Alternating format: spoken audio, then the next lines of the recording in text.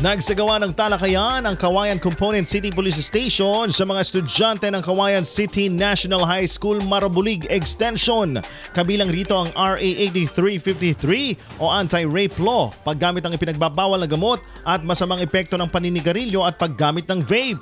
Bahagi ng kanilang layunin ng pagpapalawak ng kaalaman ng mga kabataan tungkol sa mga batas at panganib na maaaring idulot ng droga, karahasan at mga bisyo. Hinikayat ni Police Lieutenant Judivina Ballesteros, hepe ng Community Affairs and Development Section, ang mga kabataan na pag-isipang mabuti ang kanilang mga desisyon sa buhay at laging maging responsable bilang estudyante at mamamayan. Aniya, mahalagang mapanatili ang kaligtasan hindi lamang sa loob ng paaralan kundi maging sa komunidad.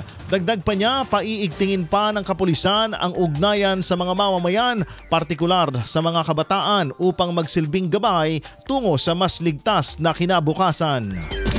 IFM News.